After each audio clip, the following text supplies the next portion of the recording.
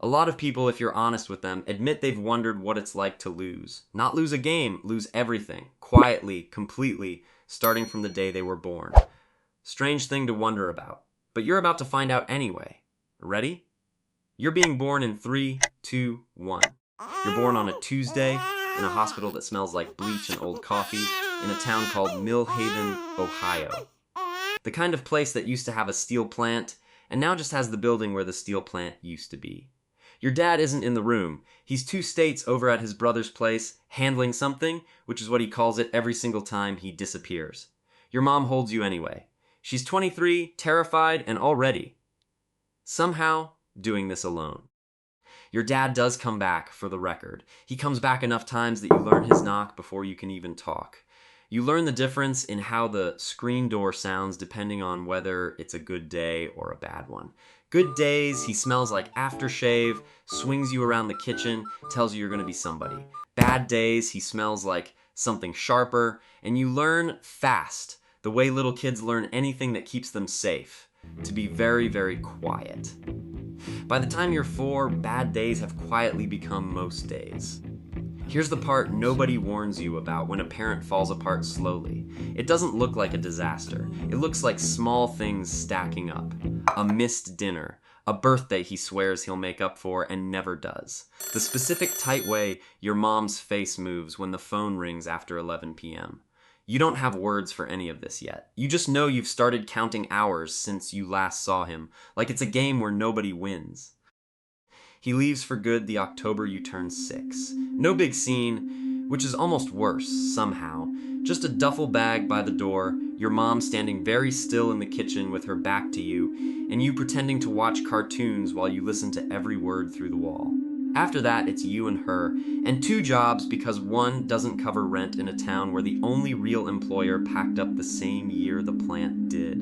Mornings, she stocks shelves at the grocery store before the sun's fully up. 3 nights a week, she waits tables at a diner off the highway that never quite closes. You get very used to dinners of cereal, eaten alone, TV on more for the noise than anything you're actually watching. You're not angry at her, even at 6. Somehow, you already understand she's not the one who left. But understanding doesn't make the apartment any less quiet at 6 p.m. on a Tuesday. School doesn't help.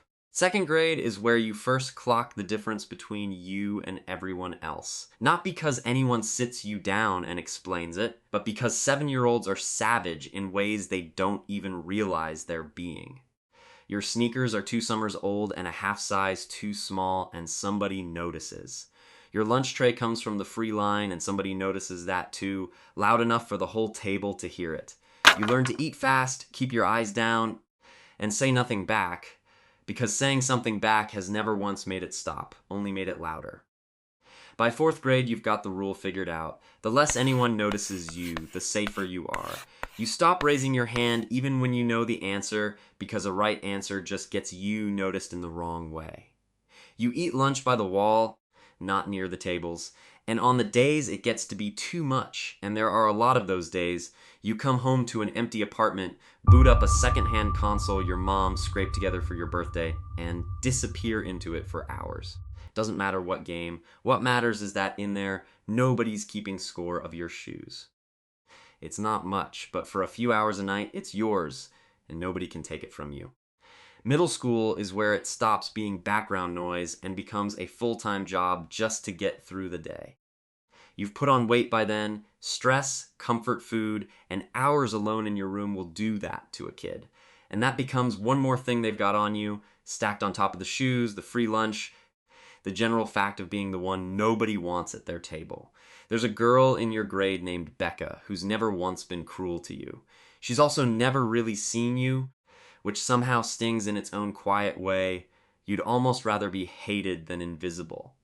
You've been carrying a version of a crush on her since 5th grade that you've never told a single living soul about, mostly because you already know exactly how that conversation would go.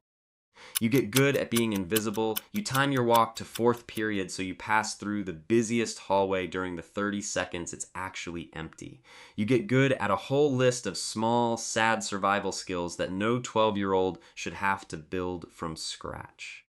And then, one Thursday in April, invisible stops working. It starts the way these things always start.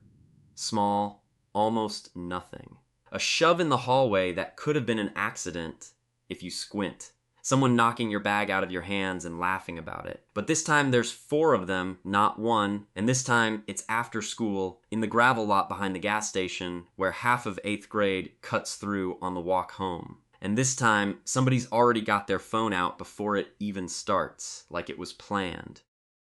You don't need a play-by-play. If you've ever been the kid at the bottom of anything, you already know how this goes.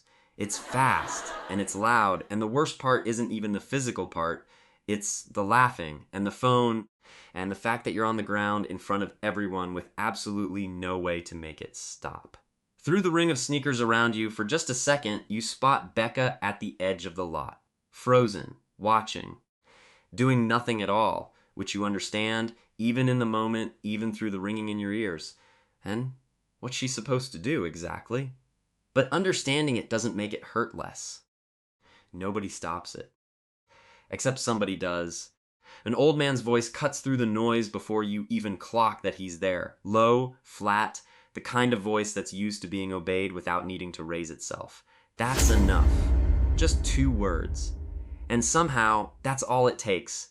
The group scatters the way kids do the second an adult shows up, phones vanishing into pockets, sneakers pounding off in the other direction, like none of it ever happened. The old man doesn't crouch down, doesn't ask if you're okay, doesn't do any of the things you'd expect if this were a movie. He just stands there a second, looking at you on the gravel like he's watched this exact scene play out 1,000 times before and stopped counting somewhere around 600. Then he tips his head toward the building behind him, a squat brick place with a sign so faded half the letters have burned out completely. Ferraro's boxing gym. You've walked past it 100 times without once actually reading it. Get up, he says. Not unkind, just flat, like there's no other option worth discussing. You're bleeding on my sidewalk. You don't know his name yet. You don't know that in about 30 seconds he's going to hand you a broom and tell you there's a locker with your name on it, if you're going to hang around anyway. Like it's already decided, like you never actually got a vote in the matter. You don't know that this ugly little building with the half-dead sign is about to become the only place in your entire life that ever asks something real of you, instead of just taking things away. Right now, all you know is you're sitting on cold gravel, your lips bleeding into the dirt, and for the first time in longer than you can actually remember, somebody stopped. You'll spend a long time afterward trying to figure out why that one Thursday became the hinge everything else swung on. Maybe it isn't complicated. Maybe it's just that somebody finally said, "That's enough," and some stubborn buried part of you had been waiting years to hear it out loud.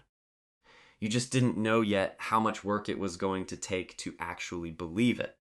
If you've ever been the kid nobody stopped for, or the one who wishes somebody had, drop it in the comments. This series gets built with you. The most detailed comments are what shape where part 2 goes. Like, subscribe, and I'll see you in the next one.